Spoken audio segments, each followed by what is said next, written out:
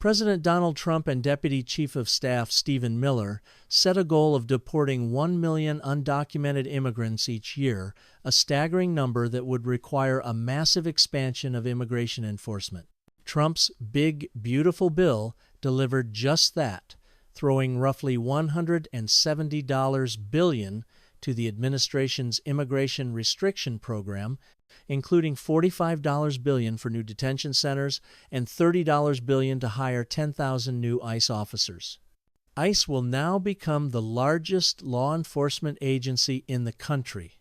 Anti-immigration hardliners view it as a major victory.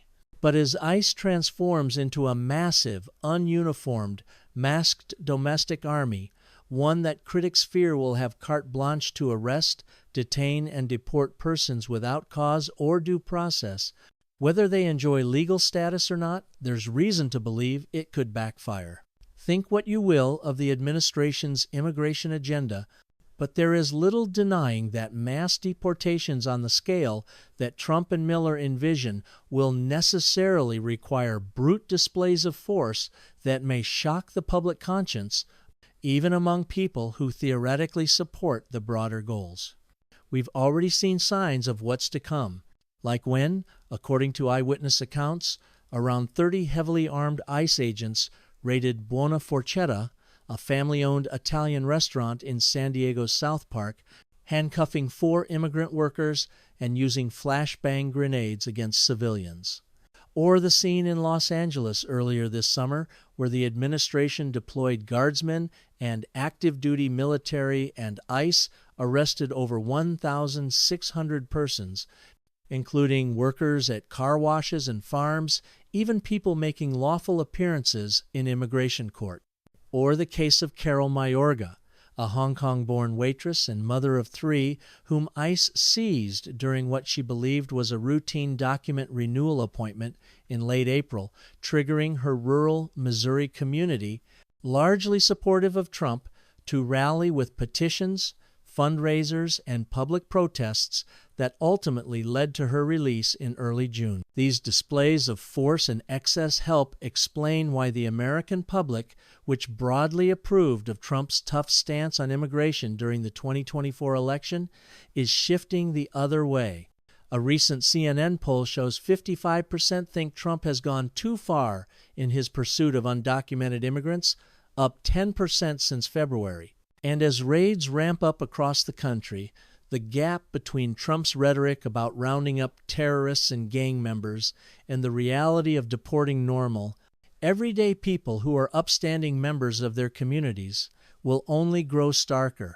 As unprecedented as all this might seem, we've been here before, and there is a warning in it for the president. In the 1852nd, the federal government enforced a brutal dragnet aimed at hunting down and returning fugitive slaves, formerly enslaved persons who had escaped captivity and fled north. Authorized by the Fugitive Slave Act of 1850, a combination of federal officials and private slave catchers compelled northern white citizens to cooperate with the arrest of formerly enslaved people, or else risk arrest themselves. The law introduced the brutality of slavery into free northern communities. The use of armed soldiers in civilian settings, the arrest of free black people similar to today's indiscriminate arrests, which have ensnared immigrants with legally protected status, and the erosion of political liberties long enjoyed by free citizens, all presaged the current environment. The political response proved explosive. Seemingly overnight, white people who previously cared little for the plight of black Americans, free or enslaved, became committed anti-slavery voters. Some of them were arrested for supporting formerly enslaved fugitives, contributing the backlash against the FSA among white citizens. Communities rallied to the defense of accused runaways, often helping them escape the federal snare. Northern states found themselves in a tense standoff with the government in Washington, D.C., and most ominously, a vocal but committed core came to believe that the only means to confront state violence and coercion was to meet that threat with violence in turn. The warning for Republicans is clear.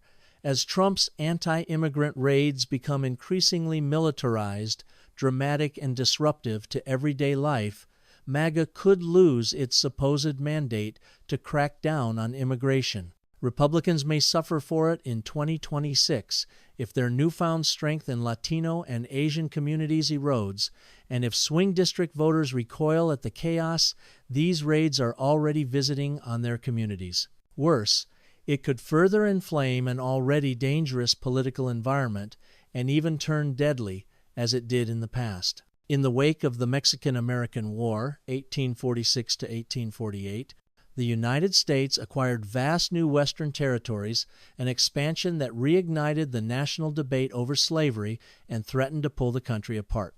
Would these new territories be free or open to slavery? Whigs and Democrats, who for decades had tolerated slavery and contained their disagreements primarily to matters of political economy, tariffs, banking, internal improvements, now found themselves unable to paper over the growing sectional crisis. Out of this breach emerged the Compromise of 1850, a grand bargain designed to preserve the Union. Under its provisions, California entered the Union as a free state, but the citizens of other former Mexican territories were left to make their own determinations about slavery. Congress abolished the slave trade, but not slavery, in Washington, D.C., and, in return for these concessions, Southern politicians secured what would prove to be the most incendiary component of the deal, the Fugitive Slave Act, FSA, of 1850. The new act inspired widespread disgust throughout the North. The law stripped accused runaways of their right to trial by jury and allowed individual cases to be bumped up from state courts to special federal courts. As an extra incentive to federal commissioners adjudicating such cases, it provided a $10 fee when a defendant was remanded to slavery, but only $5 for a finding rendered against the slave owner. Most obnoxious to many Northerners, the law stipulated harsh fines and prison sentences for any citizen who refused to cooperate with or aid federal authorities in the capture of accused fugitives, much in the same way the Trump administration has threatened to jail persons who impede its immigration raids. Before the FSA, formerly enslaved people were able to build lives for themselves in many northern communities. They found homes, took jobs, made friends, started families, formed churches. But after the FSA, they were permanent fugitives, and anyone who employed them, associated with them, or provided them housing were accomplices. Early enforcement made immediate martyrs of ordinary people and pierced the illusion that slavery was just a Southern problem. In 1851, federal agents in Boston arrested Thomas Sims, who had escaped enslavement in Georgia, and marched him to a federal courthouse under guard by more than 300 armed soldiers to prevent a rescue. For Boston, a city whose history was steeped in the struggle against King George's standing army, it was an ominous display. Sims' hearing was, just as the law intended, shambolic, and he was ultimately returned to Georgia. He would later escape a second time during the Civil War. That same year, Shadrach Minkins, a waiter who had also fled enslavement to Boston, was seized in broad daylight. This time, word traveled fast, and a local vigilance committee, interracial groups formed to monitor and, when necessary, resist enforcement of the fugitive slave law assembled with an eye toward liberating the accused man. Awaiting a hearing in federal custody, Minkins was suddenly rescued in a dramatic confrontation witnessed by attorney Richard H. Dana, Jr. "We heard a shout from across the courthouse," Dana recalled, continued into a yell of triumph, and in an instant after down the steps came two Negroes, bearing the prisoner between them with his clothes half torn off, and so stupefied by his sudden rescue and the violence of the dragging off that he sat almost dumb, and I thought had fainted. It was all done in an instant, too quick to be believed. Minkins made it to Montreal, where he lived the rest of his life in freedom. Although widespread resistance to the Fugitive Slave Act was still rare, several headline-making incidents sparked national controversy and radicalized many white Northerners in opposition to the law.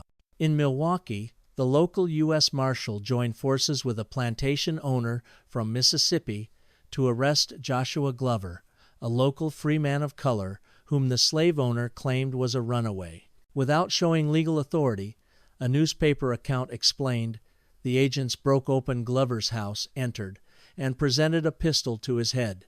Upon attempting to thrust it aside, he was knocked down and badly injured, then gagged, and without coat or hat thrown into a wagon, brought 25 miles in the middle of the night, and lodged in a Milwaukee jail. The paper reported with glee that a local vigilance committee soon broke Glover out of prison, spirited him north, and placed the slave catcher, that is, the U.S. Marshal, under arrest.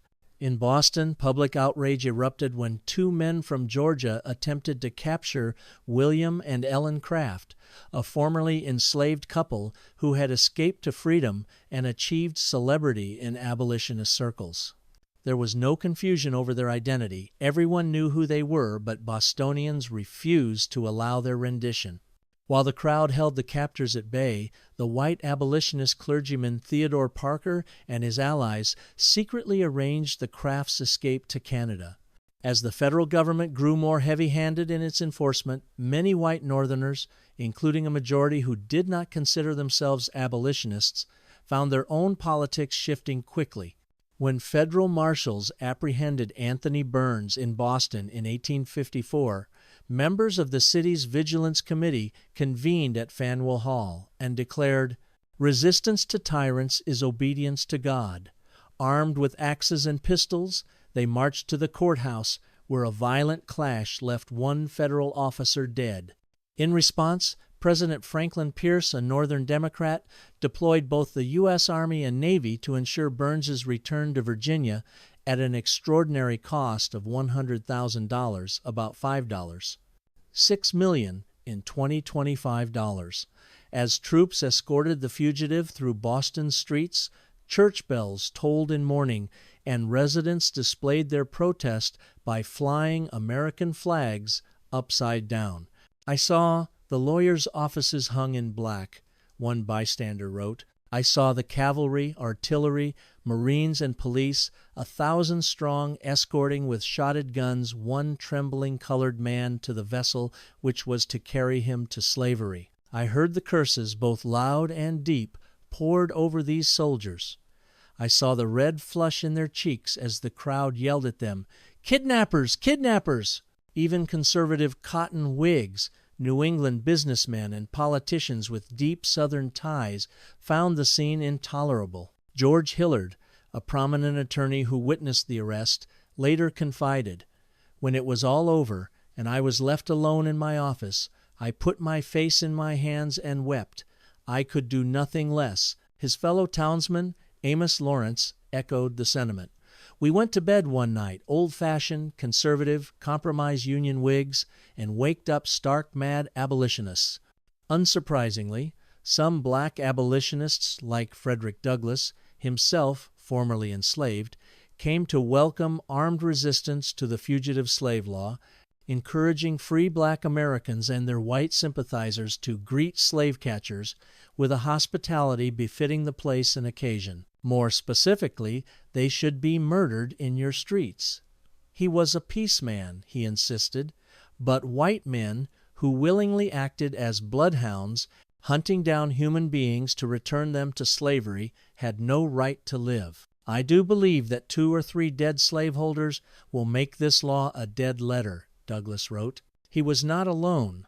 Samuel Ringgold Ward, a leading Congregationalist minister and abolitionist who, like Douglass, had been born into slavery in Maryland but escaped in his youth to freedom, followed the same road.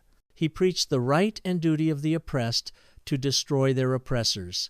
Far from prescribing violence, God's holy writ, as Ward described it, demanded that Christians affirmatively defy the Fugitive Slave Act with deadly force if necessary, just as you are not to lie, steal, and murder. Henry Highland Garnet, another black abolitionist, favored an armed slave insurrection. It wasn't just black abolitionists who came to embrace armed resistance. In September 1851, in the small Pennsylvania town of Christiana, a Maryland slaveholder named Edward Gorsuch and his posse arrived under the authority of the Fugitive Slave Act to reclaim 4 enslaved men who had escaped to the area. They were met by a group of black residents and white abolitionists, many affiliated with the local Underground Railroad. When Gorsuch attempted to seize the fugitives, a shootout erupted, leaving Gorsuch dead and his son wounded. Federal authorities responded by indicting more than 30 people for treason, the largest such prosecution in U.S. history, up to that point arguing they had levied war against the United States by resisting the fugitive law. Thaddeus Stevens, the radical anti-slavery congressman and prominent Pennsylvania attorney, helped lead the defense. The jury acquitted the first defendant after only 15 minutes of deliberation, reasoning that resistance to one law could hardly constitute treason, and the government dropped all remaining charges. The episode electrified Northern opinion, emboldened abolitionist networks, and demonstrated how unenforceable the Fugitive Slave Act could become in hostile communities. The political response was equally sharp. In response to the Fugitive Slave Act, many northern states enacted so-called personal liberty laws designed to shield free black residents and accused fugitives from what they saw as unconstitutional federal overreach. These laws varied by state but often guaranteed jury trials to alleged runaways, forbade state officials from assisting in fugitive captures, and penalized false claims of ownership.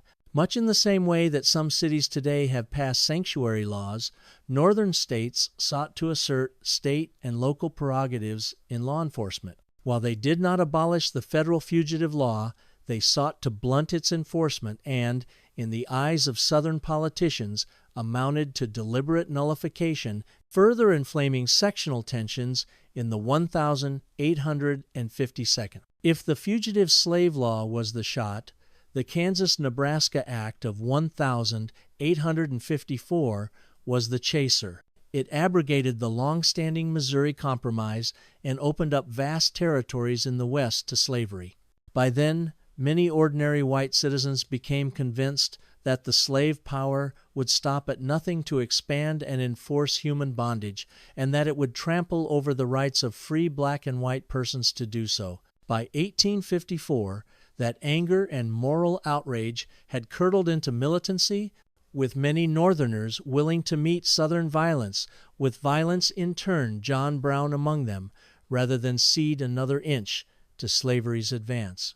Even many evangelical Christian churches, formerly committed to pacifism, came to believe force needed to be met with force. Subsidized by a group of Massachusetts businessmen and religious abolitionists, the New England Emigrant Aid Company offered material assistance to northern homesteaders in Kansas and furnished them with rifles, known popularly as Beecher's Bibles, after Henry Ward Beecher, a prominent clergyman and supporter of the homesteaders, and ammunition to help settlers stave off attacks by Southern border ruffians who pillaged free state property and rigged territorial elections. The parallels to today are fairly obvious. Voters who, on paper, support the deportation of undocumented persons are beginning to see just what Trump's dragnet looks like in close and intimate terms. Some are recoiling at the idea that law-abiding people with legal or protected status, even citizens, might be detained by masked, unidentified agents and deported or swept away to brutal prisons in South America or Africa without the benefit of a trial. Many believe that, like the formerly enslaved who built new lives in free states, immigrants who have established themselves as productive and valued members of their communities and who have otherwise abided by the laws where they live have earned the right to a pathway to citizenship. A recent poll found that independents opposed Trump's detention program by a 2/3 margin. Even 15% of Republicans oppose it. Instead, like the citizens of Boston, they're enduring the spectacle of thousands of troops marching through their streets in the service of forcibly seizing other human beings, many of them beloved members of their families and communities. The political backlash remains to be seen. It's not impossible to imagine blue states and cities enacting variations on personal liberty laws, setting off a collision between federal and local authorities. In the 1852nd, the federal government played little role in funding state and local government. Today, it plays an outsized role in tax dollar transfers. In this sense, northern communities in the 1852nd enjoyed a stronger hand in their clash with Washington. More ominous still is the potential for violent reaction. In a country as heavily armed as the United States, where many states allow gun owners to use lethal force when they believe their property or lives to be at stake, it is not impossible to imagine latter-day Christiana riots. The protests that rocked Los Angeles this year, while largely disciplined and peaceful, devolved into instances of violence as police clashed with protesters, some of whom lit cars afire. As the administration's raids intensify and spread, particularly to states like Texas, where gun ownership is more prevalent, the potential for violence will only increase. Perhaps this is the world that Trump and Stephen Miller want, but history suggests the story will not be linear. It could radicalize the broader electorate and make the politics of the 2022nd more violent, similar to the 1852nd. That outcome would make Americans neither more safe nor more free.